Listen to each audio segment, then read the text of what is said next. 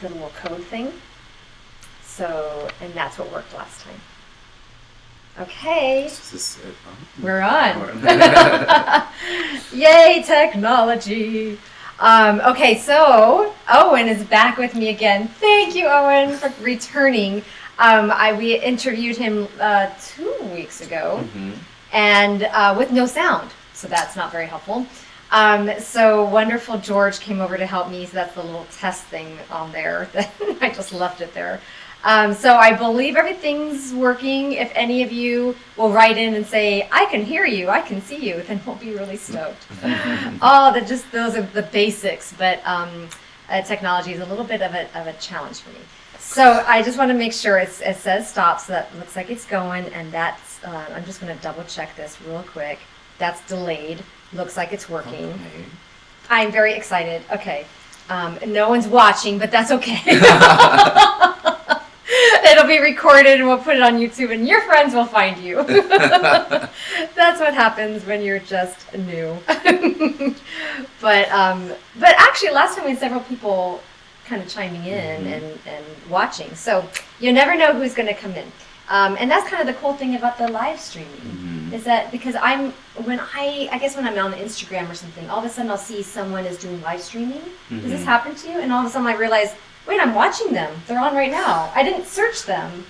Mainly Facebook. I'm on Instagram, but not as much as Facebook. Then I'll notice that like somebody's live streaming. Yeah. Kind of sometimes just sitting there. I'm like, okay. Right. And they're like, talk to me, people. I'm like, oh. Awkward. I don't really have anything to say to you right now. I feel like I'm peeping in, but I'm like, oh wait, they want to be live. So, okay. It's kind of interesting. So welcome again. Thank you. And so I'm sure some things will be different, but a lot of will be the same. So Owen instructs a great, I hate to call it kickboxing because it's not a kickboxing. Please describe it again. Similar. It's called Body Combat, which is a mixed martial arts class. And it's an intense, not just cardio, but a body formation class. Yes. So we are sweating and burning calories, but we're also, forming muscles in our body. And we're using Taekwondo, karate, kickboxing, boxing, Muay Thai, even a little bit of, jiu-jitsu, and, other forms, wrestling, MMA, basically, a lot of mixed martial arts that we're taking to the floor and kicking butt. Cool. I like it. I definitely like the skill of it along with the cardio, but I want so it's neat to hear it's all those different things. So I met Owen because I really like the class and I hardly ever get to go. And he mentioned that he has a web series and he's going back to his comedy. And so I was intrigued. I had invited a couple of comedians to be part of my show. And so he graciously accepted to come and be interviewed so that we can hear. Oh, is someone writing anything? Okay. No, that's just a notification. It's changed. They've changed the format, so now it's catching my attention. Good marketing. And so I wanted to kind of share him with all of you who might be interested in learning what is a comedian's life like and acting. And you've been at it. And actually, I learned so much about him in our first run through. That 13 years or so you've been acting? Or in LA, I've been out here almost 13 years. Okay. Correct. Okay. And then, I did professional theater in college, and then after college, and then I decided I was doing like a 2-month run of Peter Pan, and I decided, I was like, I'm going to quit, and I want to move to LA, so I moved back to Wisconsin to save up some money, and then... That's where you're from. That's where I'm from. And then decided to come out here, and I do miss live theater. I miss musicals. I miss the stage, but I always knew that I was more groomed for film and television. So you sing as well. I do. I'm Filipino, of course I do. So that's right. And you made that comment, and I never put it together. I'm not someone that thinks this ethnicity does this, this ethnicity does that. I just kind of don't pay attention to that. Well, Filipinos are, they're known to sing. We have more cover bands than any country in the world, and it's just kind of one of those things. So you have to be able to sing if you're. There's plenty of. My dad cannot carry a tune to save his life, and neither can my brother. So, But no, it's just one of those things that you always know there's going to be a lot of singers in someone's family, or like growing up, like That's neat. we would have to like sing for all the families, and Aw. my cousins. I had 4 girl cousins. They were all 4 sisters, and they were like a little girl group growing up. They made them sing like songs from Miss Saigon and Oh my gosh, I like Debbie love it. Gibson. So Oh, I still love Debbie Gibson. I love Debbie Gibson. I still listen to her to this day. Oh. But Should do that. yeah, it's kind of like one of those stereotypes that are. It's not Yeah. a bad stereotype. We all have a magic mic at home, and we love karaoke. When I go to the Philippines, like you'll see a karaoke bar like every other building. Really? Okay. Or you can rent karaoke machines, and Yeah. it's part of the way I grew up. Well, that helped you in your theater and to do yeah. musical theater. Yes. And you made me realize too that my good friend who I would do some karaoke with, he is Filipino. so I am realizing, okay, there is something to that. And I'm Hispanic, and so there's something to be said for dancing, like Latino dancing, and our ethnicity. Sorry, my phone is supposed to be your phone? vibrate. Oh. Yeah, but it's like I thought it was still just speaking to me. the Oh no, I turned it on so that to hear when you got here. That's why. Oh. That's why I was making weird noise. I thought that was the music from the beach. 'Cause Uh we're at a beach. oh, I'm see-through again. Oh. Shoot. Go away. Oh my gosh. I hope it doesn't look like that. If I'm see-through to you, I apologize. My blue is not working well, I think, with the green screen. Green screen. Oh, that's just so weird. It's like you can go through me. It happens Okay. with it's happening Guess with so. I do a lot of green screen work, and Okay. when you edit it or when you color correct it and try to add the green screen, the lighting will have a lot to do with whether you're going to be see through or not, or Oh. like it's all the contrast. You have to find the balance. Right. Okay. Yeah, so we saw it for a second and then it went away. So I thought, okay, I should be okay. And now, well, you can see the water through me. Yes, you're part of the ocean. I'm part of it. I'm You're swimming Moana. with people. You're Moana too. Oh, I need to see that one still. I still haven't seen it. No, No, so I'm not the only one. I'm a bad Yeah, bad it's Disney so- fan. I know, and I love those. Those are just, I love love- animated films. Love Disney movies. Yeah, me too. So tell me about your comedy and how did you start, and what is that environment like? Is it tough? Is it just kind of go with the flow? And how? Well, and you went back I to think it? this business, regardless of what you're trying to do, is tough. Yeah. You got to have a tough skin, and you have to, be able to handle rejection and shows that bomb, or I'm a classically trained actor. I have a BFA in acting, and I did musicals and stage work all through my whole life until I graduated college. And then when I moved to LA, I started doing improv at the LA Connection Comedy Theater in Sherman Oaks, and then I ended up like advancing within like a couple of years to a top level cast, and then the owner offered me a teaching position. So then I started teaching the kid and teens class. Cool. So improv was like in my schedule every week. I did shows, and then I taught the kids on the weekends and teenagers on Sundays, and blah blah blah blah blah. And then someone came up to me one day and was like, "You need to start doing stand-up. You would be great at stand-up." And I think it's because I've always been a public speaker since I was young. I was always involved in like school. I was like class president a couple of years in a row. I was multicultural diversity director. I was president of this, president of that, and just kind of like speaking in front of people never has ever shaken me or made me nervous. So I decided to get on stage. I auditioned for the Comedy Store, and then the next day they booked me in a show. And then after that show, they booked me in the main room. And then from that point on, I just started doing shows after shows. And So it kind of just started falling in your lap? yes. Okay. And it never was something that I was like, I want to be a professional stand-up comic. Because being a professional stand-up comic, that has to be your life. You have to like, do shows every single night. I obviously have to be, as an actor, I have to be available for auditions during the day. So stand-up was more like a side project. And so about 2 years ago, I did stand-up for, about 8 years. And then 2 years ago, roughly, I decided to write a web series based off of my stand-up. Okay. So using your stand-up ability. What do you mean based off of? Like, was it about that? Well, every stand-up has to have a niche. Like, Okay. every stand-up comic has to have like a niche. Like, what makes you different than everybody else? I got the best advice from a very, very, very talented colleague, Devin Green. She is beyond talented and amazingly funny, and her videos are amazing. And Betty Bowers, I mean, you have to watch her. She's amazing. Yeah, I'll have to write these down. She's awesome sauce. And so she told me, she came into me and she's like, I remember, I'll never forget this, because at the time I was doing a lot of general comedy, like about being Filipino and like theater degree and observational comedy. And she's like, why don't you ever talk about like the fact that you're gay? And I was like, because it's not really, I don't want to define myself through my sexuality, because back then it wasn't as like, you know, okay to be out in the industry. So I was just kind of like, well, I don't know, should I be like out or what I should do?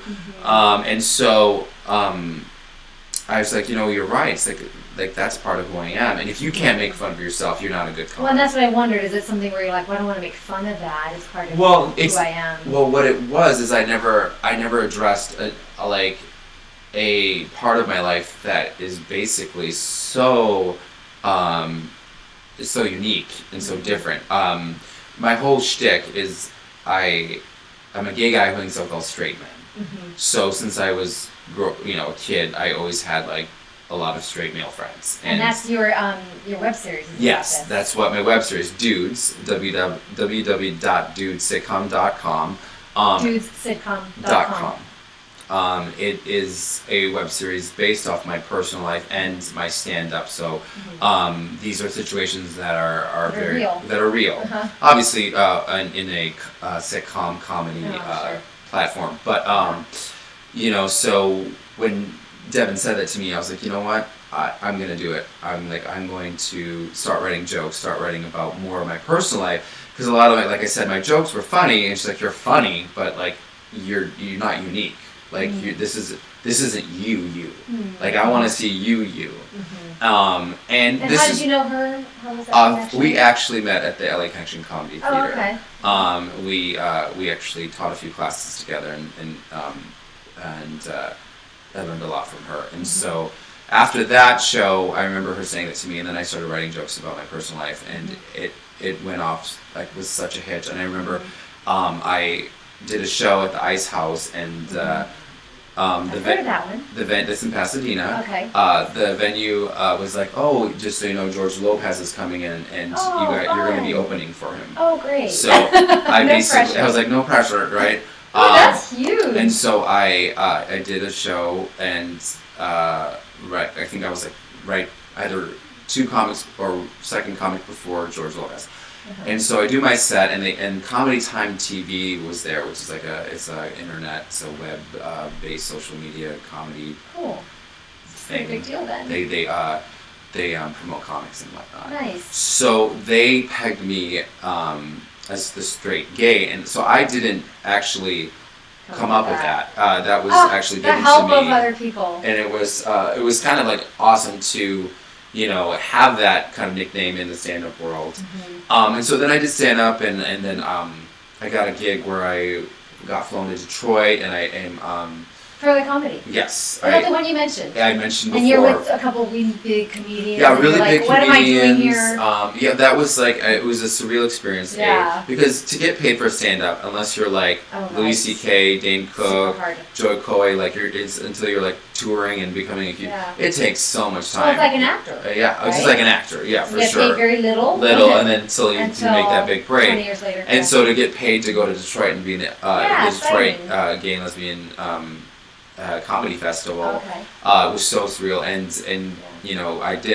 I shared the stage with some of the Poppy Chaplin and Sutter Valls, and then Carly's Burke, who's been on every TV show under the sun, and I'm so sorry that her show Crowded got canceled. I was so sad. Sorry, Carly's, but she'll bounce back. She bounced back. I mean, she's been working forever, but she's still, I love her. Actually, when I booked, I did 3 episodes of Shameless last season, so season 6. I texted her. I was like, guess what show I just booked? Because she played Bob, the truck driver in season 2 of Shameless. And so then I told Shanola Hampton, who plays Bea in the show, I was like, Carlise says hi. And she's like, you know Carlise? And I'm like, oh, and it was, so, anywho, but yeah, it was such a great experience to be a part of that festival and to be on stage for 30 minutes to make a 1,200 seat theater laugh, and to share a stage with those great comics. Yeah. And it was hilarious because being half Filipino, I look a lot younger than I actually am, and so and at the time I think I was either like 31.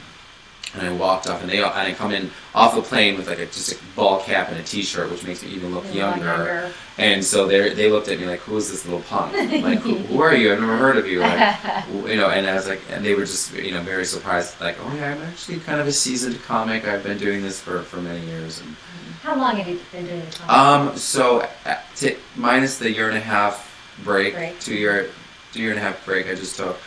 So I would say around. I want to say 9 years. 9 years in Santa. So I just got back into it. I called Flappers Comedy Club, which has now given me the title of House Headliner, which was really cool because they're like, House Headliner, Owen Alabado.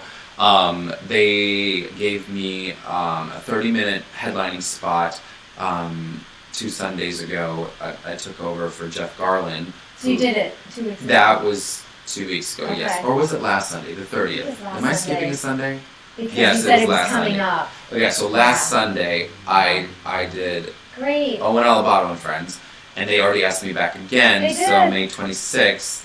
Okay, so tell me, I need to write this down. Friday, May 26th. Right. I will be doing the show after Wendy Lieberman, I think her name is. She's from America's Got Talent. Oh, cool. She will be at I think she's doing 2 shows in a row, so 7 o'clock and 9 o'clock show. Wow. And then I will be doing the 11 p.m. show, and that was called Owen and Friends. So, and it's going to be, a later show, so it's going to be all of my, friends who are working in restaurants and who are night owls or who like to go out on a Friday night.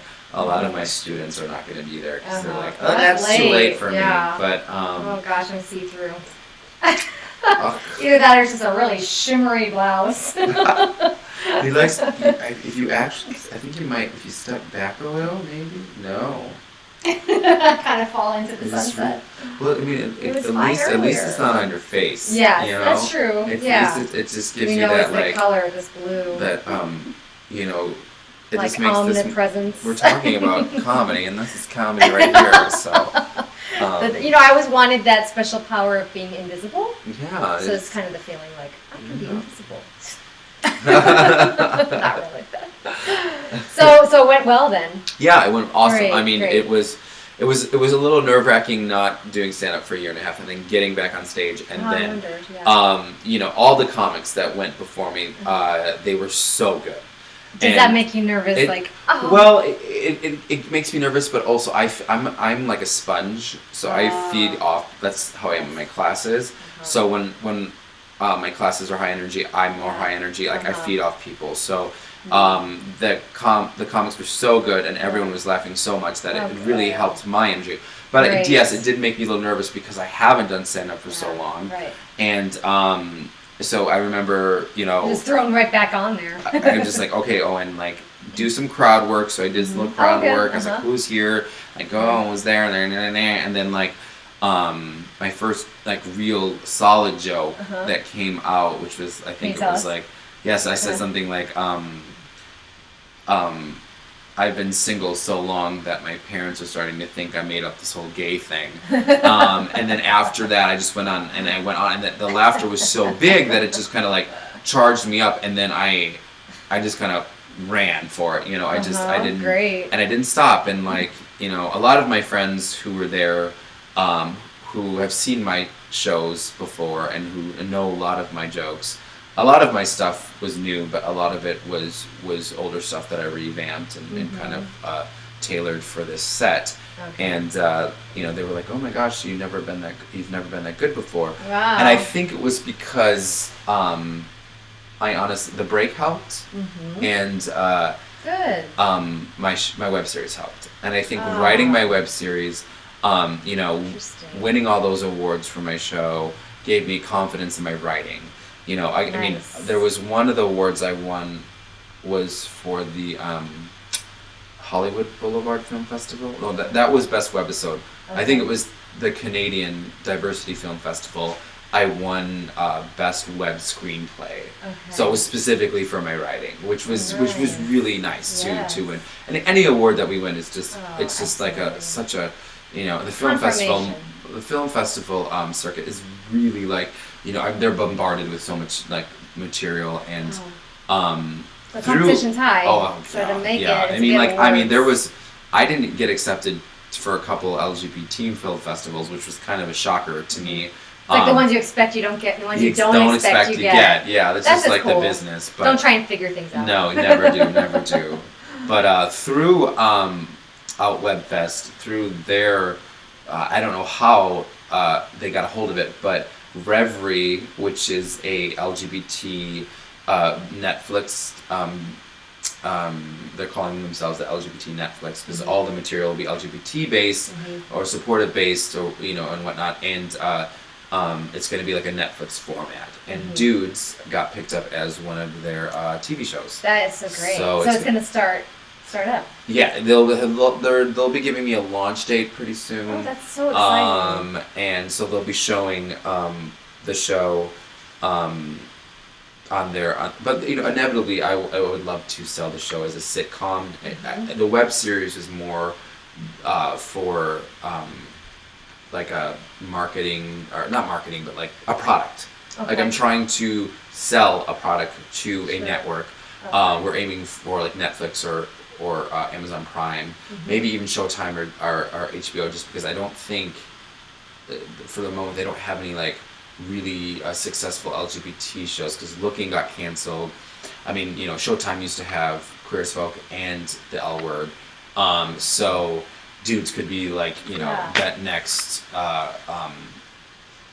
LGBT based ish show. I mean, even though it's more of a mainstream show in a sense of like, I mean, the relatability factor is a lot more broad. It's more broad because I mean, a lot of the people that come up to me and say they love your show are straight guys.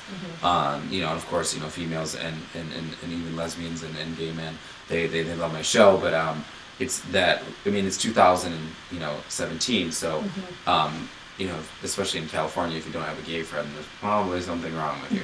No, just kidding. But I think because it is not just about the relationship between a gay man and a straight man, it's also the dynamics of the different, you know, sexuality and gender differences. So like a lesbian's relationship with a straight girl is going to be different than a lesbian and a gay man. A gay man with a straight girl is different from a gay man and a lesbian. A lesbian and a straight man is going to be a different dynamic between a straight man and a straight woman, or just, you know, the friendship. Well, and everyone is just so different too. Yeah, and I think that we're talking about. But the show kind of explores the dynamics of it, because like some like for instance, like my female friends will divulge information. They'll open up in a certain way they won't do with their female friends, because females can be very competitive, and they can all be, you know.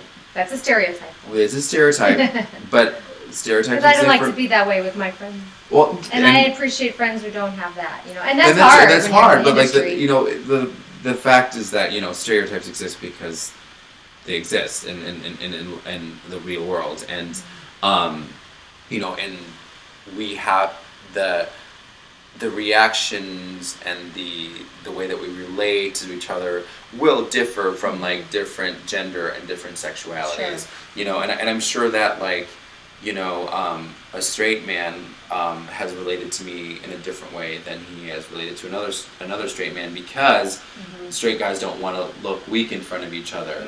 Like, you know, I use this story a lot. Like I remember my one of my best friends from high school, he was the quarterback of the football team, and he was like on the outside, the most like, you know, stereotypical jock, masculine, like, you know, can be a total D-I-C-K sometimes, but when he was like alone with me and like, you know, him and his girlfriend broke up, he was like almost crying to me, like, you need to help me get my girlfriend back. And like, and he had that whole thing, like, if you tell anyone, I'm going to kick your butt kind of thing. But you know, that's what my show kind of does. It explores how we relate to each other in different ways.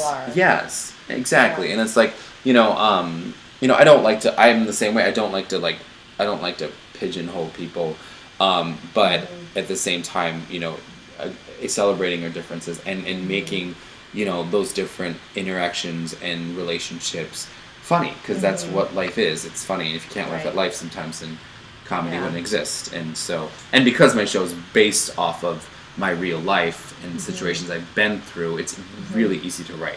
Yeah. You know, so. Right. Everyone's own lives are great material. Oh, for sure. I mean, maybe not everyone's life. No, not everyone. But I do feel like my life, it just keeps me laughing. So I figure that would be good stuff to use. I'm sure, like, for you, you're like, oh, this would be good. Oh, yeah. Even stuff now, like, happens, I'm like, oh, that could be an episode. You know, so. Yeah. Good. So you're keeping busy with the acting as well. Yes. It's been a slow year, I would to say the least. You know, I'm at that point where I'll audition for something and I will be like one of the 5 people they're deciding between, or the one of 2 people they're deciding between, and you know, it's funny because people will watch some of my stuff like, oh my gosh, I didn't even like you act, like they'll say stuff like, you act so straight, or they're like, I couldn't even tell that was you. That's what I went to school for. Like, people don't realize, like, you know, I think this is another reason why, in general, like, American actors don't get as much respect, especially younger actors, because we are obsessed with YouTube, we're obsessed with Vine, we're obsessed with these reality stars that are becoming actors, and they're just they're playing themselves. Okay, so that's great, you can play yourself. I mean, not everyone is going to have that, like, you know, that luck of playing themselves in every movie. And I think that's why, unfortunately, like, a lot of our TV shows and a lot of our movies are not Americans. They're usually Europeans or Australians, and of course I have nothing against anyone who's from Europe or Canada or Australia, but it just seems like the industry can be very anti-American, and it's because that mentality of, like, well, you know, that didn't seem like you, like, oh, I couldn't believe that, I mean, you seem so straight, or you seem so different. I'm like, duh. Like, I was put on hold for American Sniper. I mean, that is like, I had to say the N-word like 3 times in my callback, you know, and it's not something you go around saying all the time. But it's just something that's in the movie, you know, I had to say sand and I had to say the N-word. But I'm an actor. I went in there dressed as I was in the military, and I read for the role. I did not get it last minute, which crushed my soul for a couple of days. But and it's something that people are like, oh, I'd never imagine you in that movie. But I'm like, I'm an actor. Like, that's what I do. Like, yes, my real life persona is a lot more light. It's more, you know, I'm very jovial. I'm very outgoing. I'm flamboyant. I'm loud. You know, I'm charismatic and to an extreme sometimes. But when I walk into a room and I'm auditioning for, you know, a cop or a husband. Yeah, I mean, in Shameless, I played a dad with 2 kids, you know, who bought the Gallagher house, and cool. You know, that's, you know, a role that under my belt that I can play. And I think that's a frustrating part of this industry, is that we get very pigeonholy with actors. But yet, if you're, you know, Australian or from Europe or from, you know, Canada, it's like, oh, you can do anything because you're from there. It's like funny. You'll watch a show, like True Blood, for instance, was like a perfect example. Like, you know, half the people in the show were not even from the United States. And this is like a show in the South, in the deep South. That you didn't get more American than that. Right. But like, I mean, half of these actors were from, you know, Europe. I mean, like, I remember Ryan Quanten, who was gorgeous, and he played Jason so well. I mean, and I have nothing negative to say about him. But when I saw him in an interview and he came out with an Australian accent, I was like, what? Like, what? You know, and I'm like, you're telling me you could not find one American actor that had an authentic Deep South accent that could have played that part?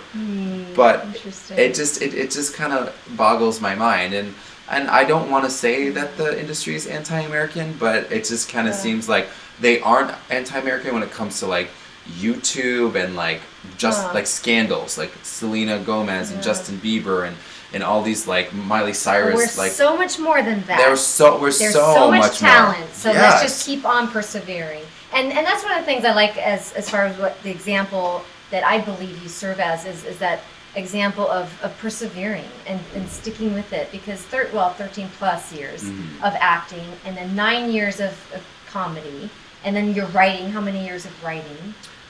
This is my first TV series or web series that I've Wow, that's excellent. But I've been a writer always. You've been writing, yeah. I mean, that doesn't just kind of. Yeah. No. Yeah. I mean, I wrote. I think I have a pilot that I wrote. This probably is like 9-10 years ago. I wrote a pilot about a role reversal. So it was a husband and wife. The wife was a cop, and the husband owned a hair salon. And then the wife, that was a cop, her partner was a gay cop, and then there was a fourth character that was like the wife's like high school friend that like all of a sudden lived in the same apartment building. And it was kind of very Will and Grace-ish of us, like four main characters. But the whole idea was role reversal. Okay. I should bring that back, actually. I mean, I wonder if it's still. I mean, obviously, I still have it somewhere. But like, I had a couple of people read it, like, oh, this is really good. Like, nice. Because I have a role reversal one as well, really? But it's a little different. But yeah, I'll share with you later. I am right now working on a short film called Beautiful, and I'm just taking it to my my writing group to improve it, and then it's really tough. I need to find a group here. I mean, I'm sure you have lots of connections after so many years of a camera guy, sound guy or gal, you know what I mean? Director, producer, the other actors. But I have a really nice small group in San Diego, and we did a group. Malcolm Shaw is the producer, and so I might just give it to them, and then we can kind of come together, and we just work so well together. So that takes some time, doesn't it? Like just to make the connections of who you can bring together, because I would like to film. Oh yeah, it's definitely. I mean, for dudes, we had a little bit of a budget, so we did an Indiegogo campaign, and so we were able to hire some. It's so expensive. It's like it's so expensive. Like just some film insurance alone is like crazy. But yeah, if you can find people who are hungry to want to make films, I would definitely do that, because it really is kind of hard to put together. I'm actually working on a new project right now, and it's through my Filipino connections.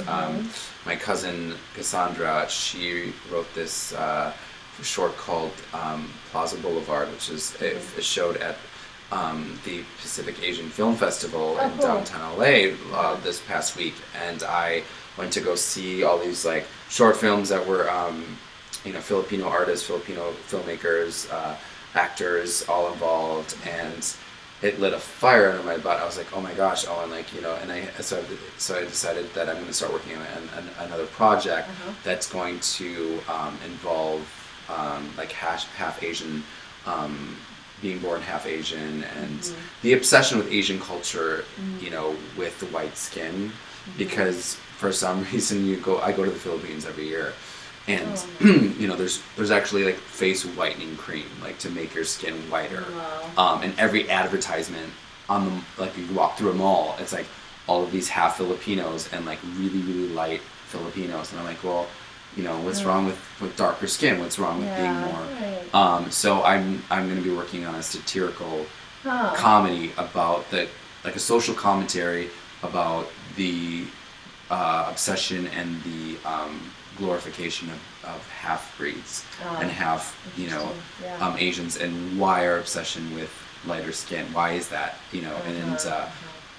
So that's my next project. And then I'm getting in bed with some people with it, some very other talented actors and producers, because I'm pitching the idea right now, and oh my God, that's so, it's so great because it is something that needs to be said, and like in the States, it's funny because we're tanning. Like, I mean, my sister just the other day was like, she's getting married in a month, and she's like, I'm gonna start fake tanning her, like, and I'm like, why? You look that way the whole year round, but the one day that you get married, you want to look tan.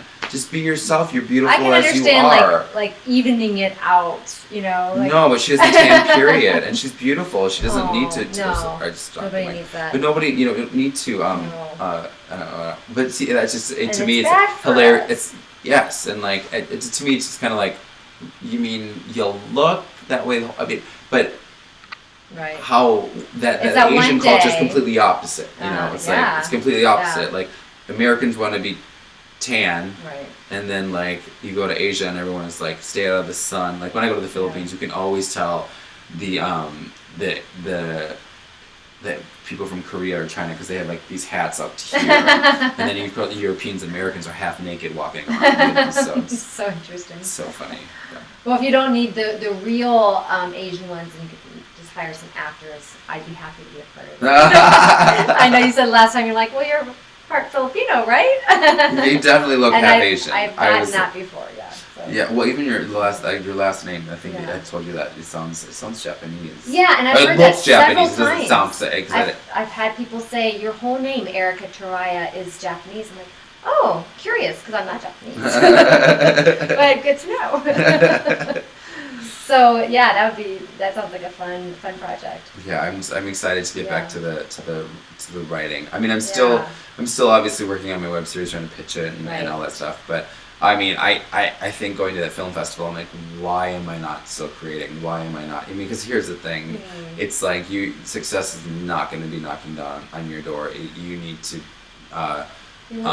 be working at it constantly and constantly being creating and I always say, if I don't end up making it, I mean, I've made it far enough where I'm very proud of what I've done so far. And you put things in perspective, because I know sometimes you get down. I'm like, oh, I'm not booking any jobs. Like, what's wrong? Like, I'm doing everything I'm supposed to be doing, and like, could I be doing more? What else could I be doing? Da da da da da.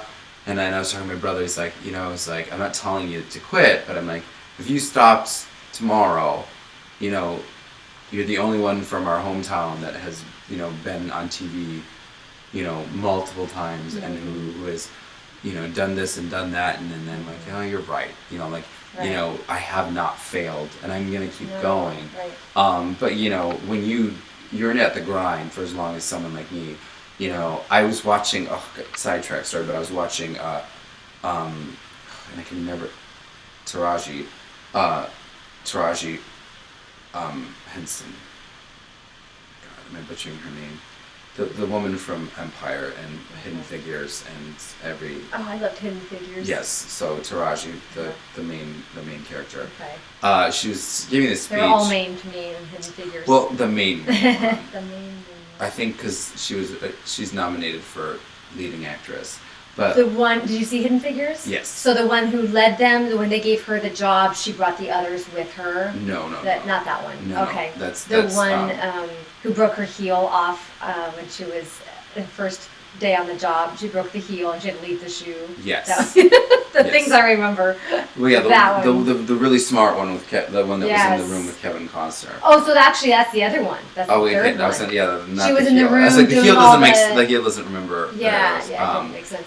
So yeah, she was the one doing all the formulas. Yes, Taraji. Yes. Okay, she was giving. Anyway, she was giving this.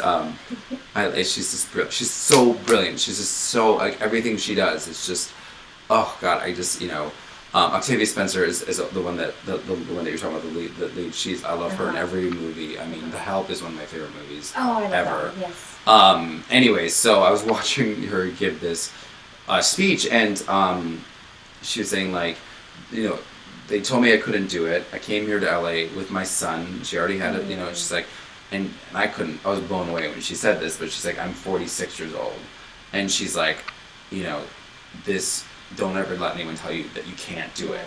and like don't let anyone tell you that like it's too late, you're too old, right. you know, because like I mean when I first moved here, like I was in my mid-20s, and I had that 20 glow, that young glow, and then I think when I hit my 30s, I was like, I'm not going out for high school roles anymore. I'm not going out for like college roles anymore. And then when I booked Shameless, I was like, I have kids in the show. How was that for you? It was just a realization, like you're not young anymore, and you're still young. Like, okay, let me rephrase that. I'm young, obviously. Like I'm not 90 years old, but it was just like that, like panic of like, oh my gosh, like I'm in a whole new category now. Right. Am I going to be as desirable? Am I going to be going out for as many roles, or is it opportunities?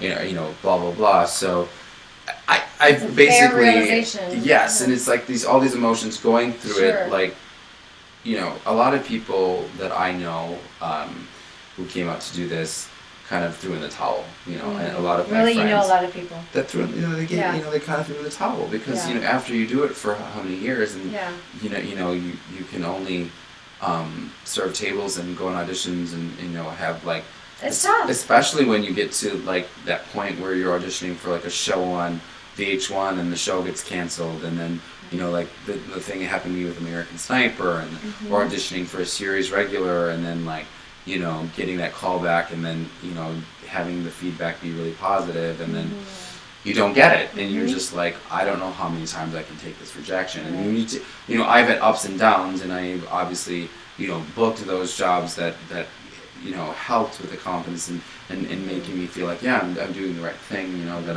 I'm in the right profession, and I am doing going in the right direction, but you have to have a thick skin to be in this business. You really do. You can't just like, you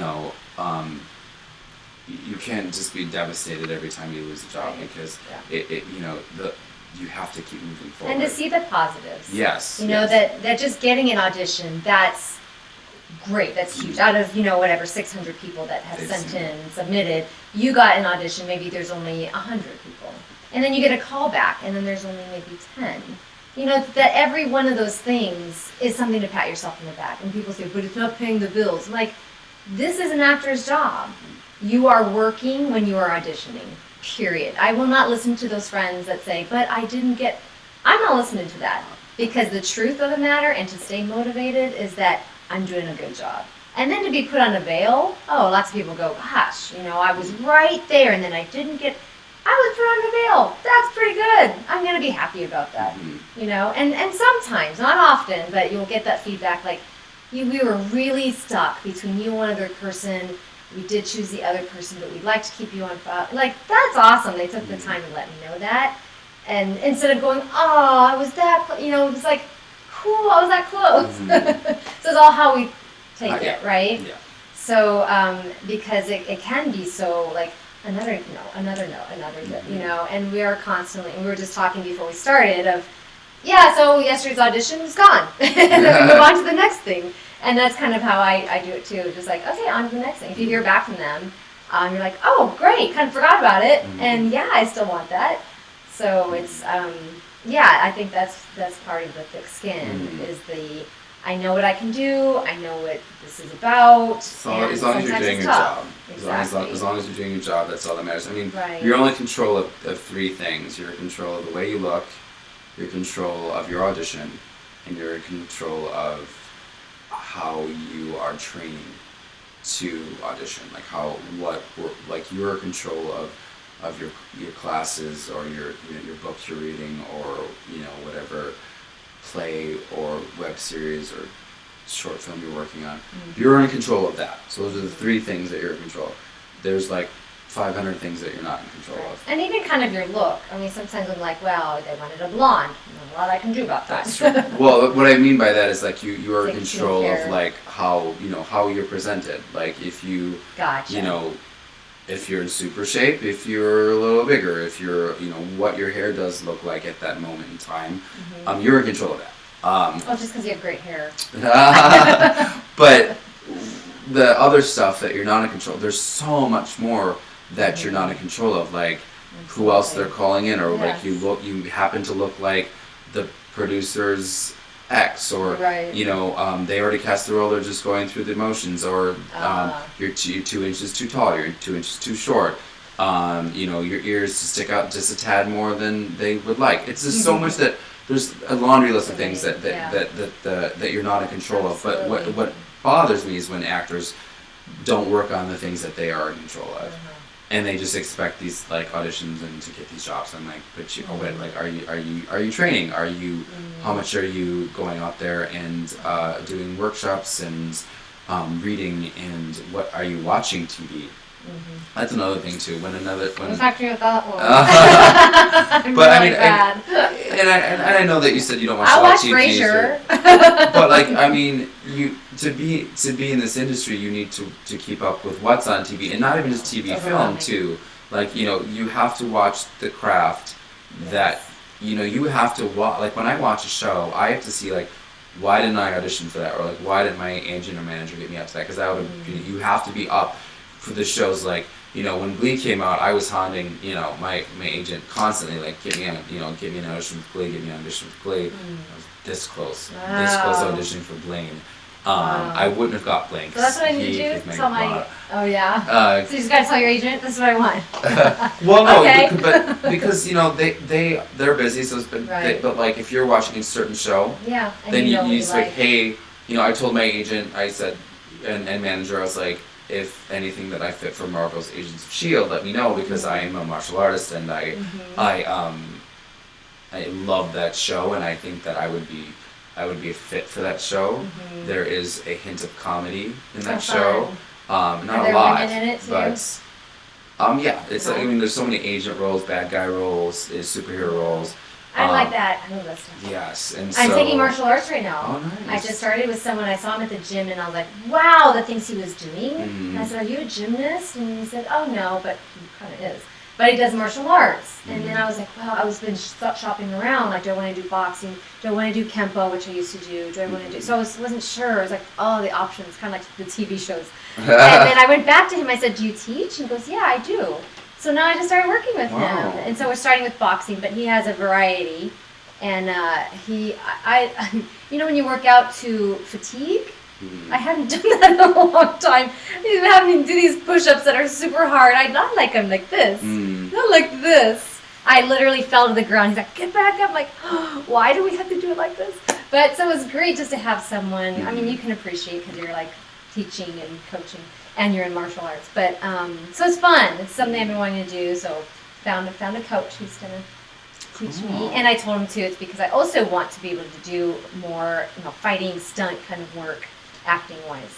So hopefully that will be. I mean, I enjoy being the mom. Not 100% of the time, but 80% I'm a mom, and I love that. But I also want to be that warrior fighting girl. Let's see with the martial arts, but have you done a lot with the martial arts? Not in film and television. For commercially wise, I've done a ton of commercials that were physical. Yes. Oh, nice. Because I'm also, you're gonna be like, well, what else do you do? I'm a trained dancer, so I dance all the way. I was kind of a weird anomaly. I martial arts trained till I was like 12 or 13, and then I started dancing when I was 15. Went to school for musical theater and dance and acting, and then so it took years of ballet and jazz and tap, and hip hop was always easy. So a lot of the commercials I've done were physical. Yeah, commercials. Nice. And it's had tough. To do with dancing and stuff like that. That's fun. And so this is good that you share like your background. What happened? Oh, look at. Oh gosh, I need to go get the plug. Entertain them. Okay. And I'll be right back. Okay. I'm just falling into the water here. So so tell us about what are the tough things about being an actor and comedian? We talked a little bit about how it's hard to persevere, but what else? What would you say is a tough? I think the toughest thing is just, keeping at it and just keeping focused and not getting distracted with stuff. And how do you keep yourself You know, I will say that you know, there are times I've been distracted. I'm a very social person. I go to 5 to 8 weddings a year. Well, that's good though to have a balance. Yes. Of fun and life, right? Mm-hmm. But you know, I mean, I guess the toughest thing is just, you know, we're plugged in now. I think is the rejection thing is tough, but you know, it's when you've gone through it so many times, you're just like, okay, this is fine. That's true. It does get a lot easier. I think the toughest thing when you get older is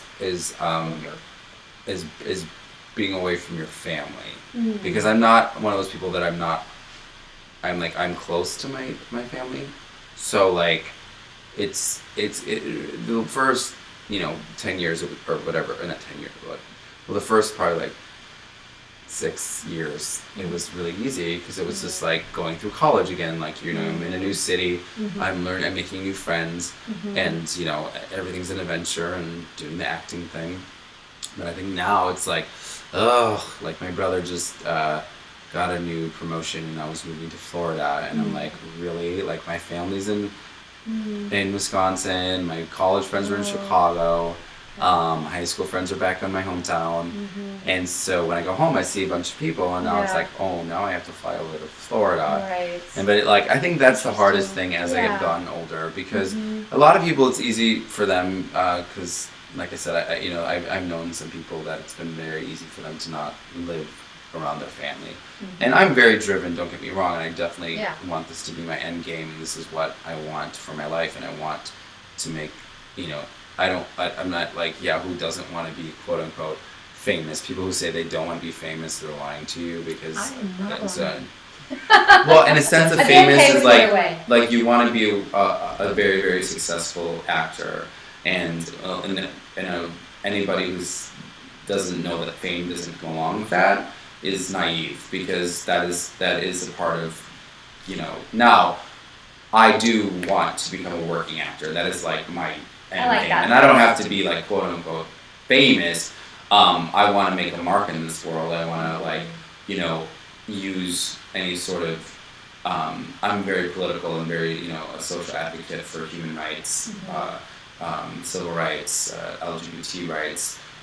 Growing up, I marched against the KKK when I was 12 years old. Wow. You know, so like that is part of what I've always wanted to do, and I love people that use their, you know, Scarlett Johansson's, the Meryl Streeps, you know, Leonardo DiCaprio's, these people who use their fame and notoriety to make a difference in the world. And I think that's always been like a side, like subconscious, like super drive, need and want and desire is to be able to do that. And I know that you can do it in any sort of platform, but that definitely heightens it. Oh, for sure. I think for me, more than having my name in lights, because I'm really not driven by that, is to be a model person for young girls, for anyone really, because they emulate a lot of the stars, and I'm sorry to say, a lot of the stars are not the best examples. And with my morals and beliefs and what I feel is so important in life, and you know, how we treat one another, that I would really like to be able to do that. Of just be like, oh, this is what she believes, you know. Oh, her faith helps her, you know, or she, you know, really believes in family, or she's saving her intimacy for her husband. You know, like these are things like, oh, you don't hear that a lot.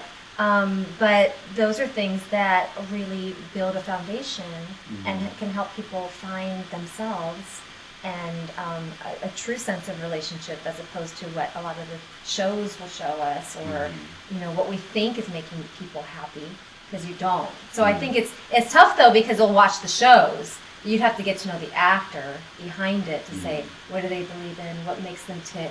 I like that, you know, something to strive for or to appreciate.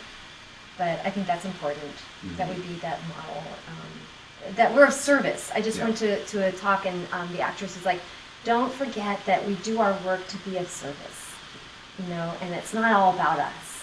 And I think that makes a difference. And that's the unfortunate thing, that like a lot of, you know, performers or actors or reality stars, they do make it about them. And it's like, you know, when you see a piece of work that makes a difference, that maybe saved a life, maybe change someone's mind that was full of hate. Yes. That's to make people feel is the number one reason why I do what I do.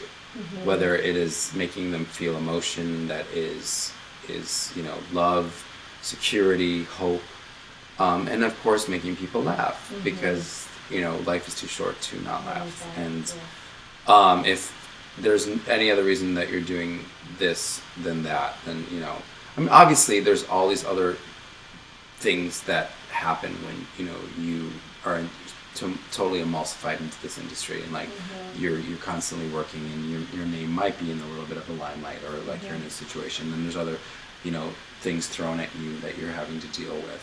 But at the end of the day, you have to do this to make an impact, a difference.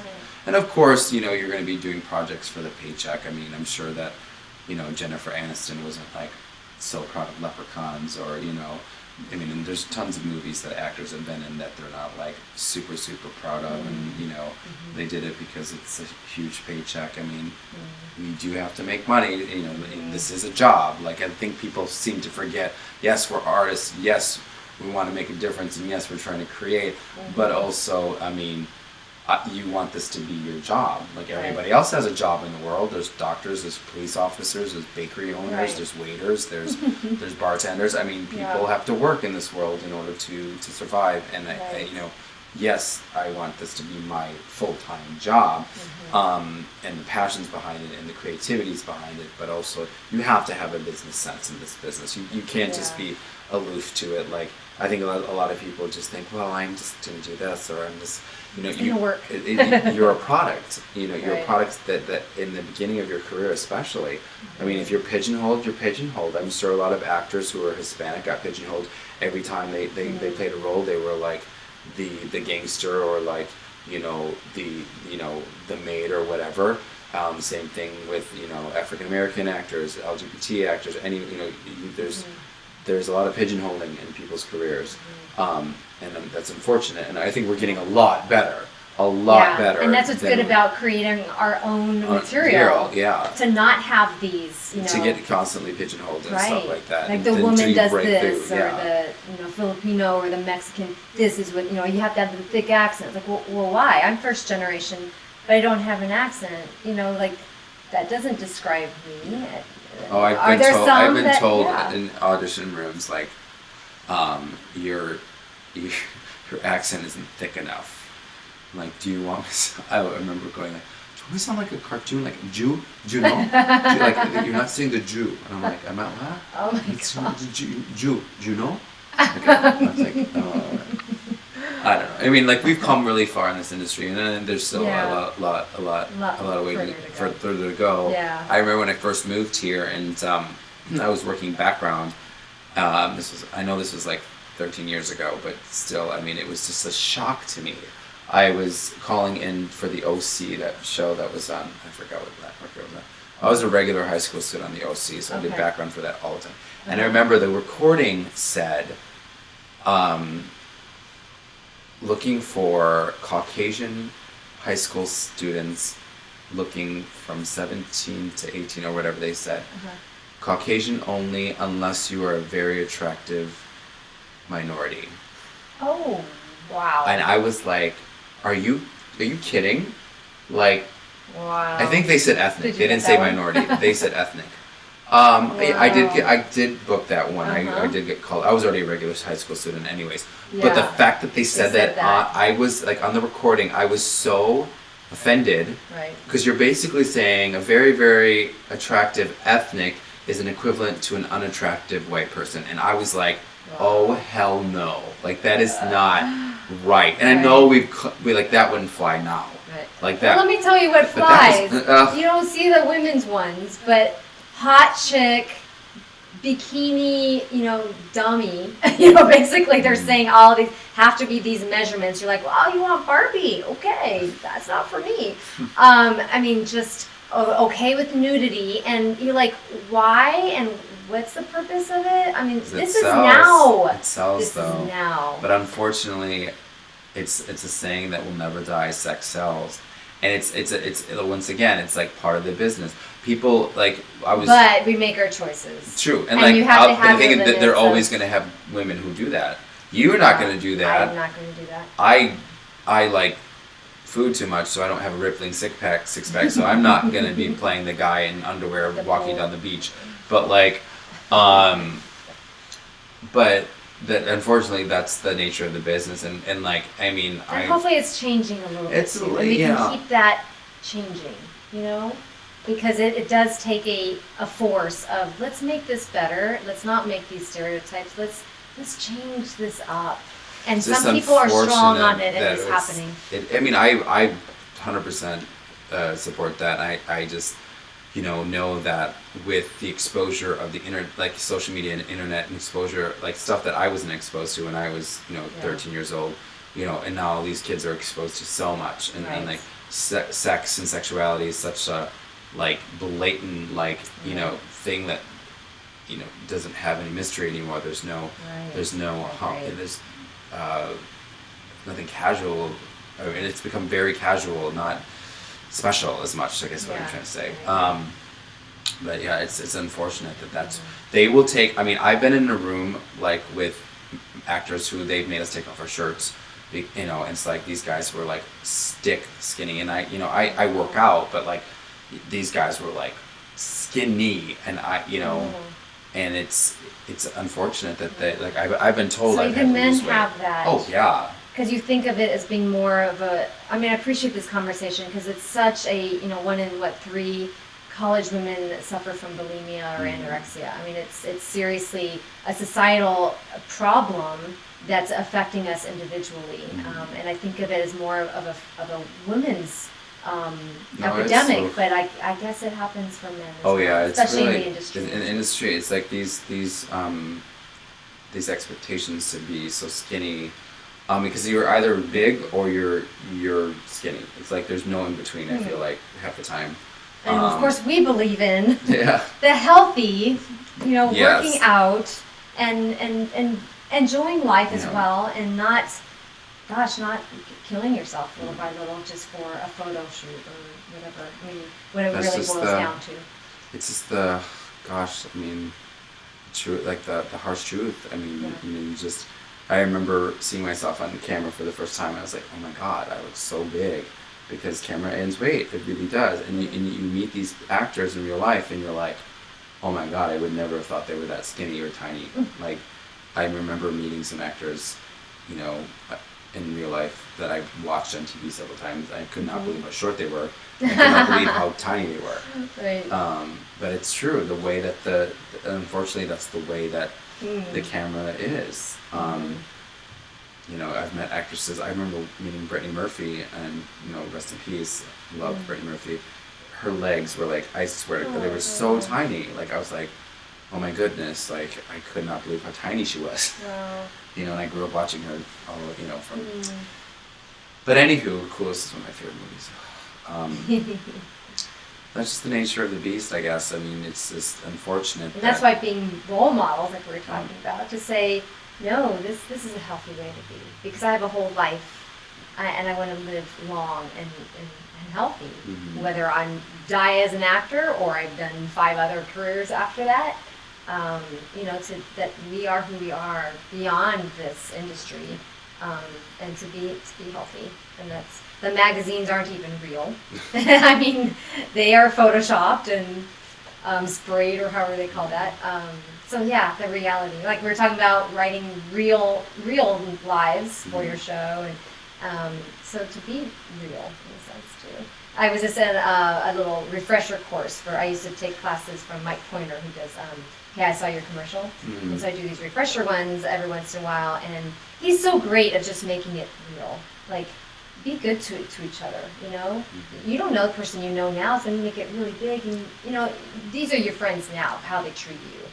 He'll just throw in just little life things, just kind of make you aware of what the industry could be saying, but then taking a step back of, logically, what do I know? We're pretty smart. We know who we are, and to just stay grounded. I think that's so important.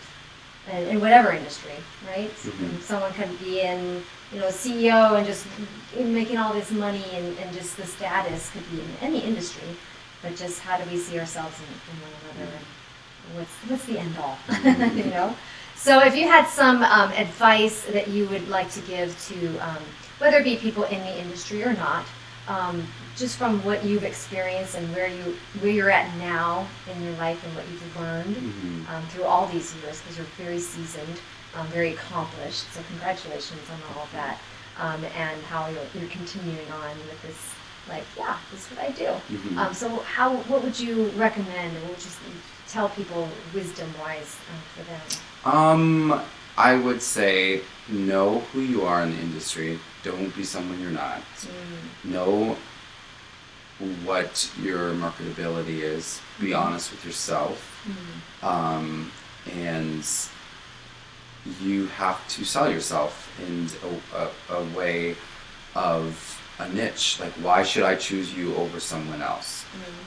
If you are another actor who looks like 700 other actors and have the same skill level as 700 actors, your chances are very slim. But if you're an actor who looks like 700 actors but also can do sign language because you taught yourself sign language, now you have outbeat 699 people because now you can do sign languages.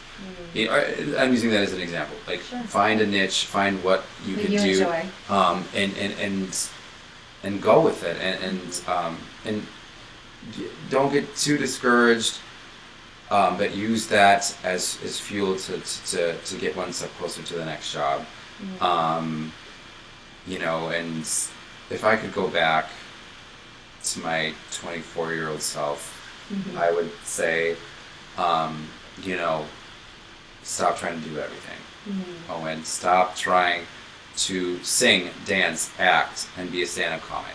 I think that's why I wrote Dudes, because it was like, I needed to do one thing. I needed to write a show about my life and star in it and direct it and do everything. Like, that had to be my life for a year and a half, instead of doing shows and then like training as an actor and singing. I used to sing at a piano bar on Friday nights, and of course like the martial arts thing too. Keep your special skills well oiled. I always tell people to keep your skills well oiled, but you need to put your eggs in one basket if you're going to be successful in one thing. When I tried to become the jack of all trades, I actually made a postcard when I first moved here titled The Jack of All Trades, because I was a singer-dancer, I was a stand-up comic, I taught improv, I was a trained actor, I was a martial artist, all of these things. I've directed shows before, I'm a writer. Like, okay, you can do everything. The industry isn't, they're going to just be like, roll their eyes at you when you tell them that. They're not going to be impressed like, oh, you're a jack of all trades. Maybe later, when you've become, you've had notoriety and you have the resume and you're working a lot, then all of a sudden your special skills will come out. But like, we didn't know that Chris Pine could sing right when he came out the gate. Then he was in Into the Woods, you're like, oh my God, he can sing. And so you have those tools set. But when Chris Pine came out, he came out as like, the rugged, all-American boy who was Captain Kirk and, who was a spy, who he did like those, that was his niche. Like, you come in like, okay, this could be the next, Tom Cruise-ish kind of adventure guy, and then all of a sudden, boom, he's Into the Woods. And I think, so it's not wasted, because at some point you might use these other gifts. Yes, but like, you can't do everything at once. That's very good And advice. I wish I could go back and, you can't. I think you can't live in the past. Sure. And I've made mistakes. I've taken so much time like off of the industry where I was kind of concentrating on other stuff, or I was distracted by the social life, and then I think there was like 5 years ago I was like, okay, you need to do it, like do what you came out here to do. Like, I was booking jobs here and there, and I would like use that as like, oh, I'm working, but you know, I'm not working. I'm not working every single month or every single day. I'm working here, here, here.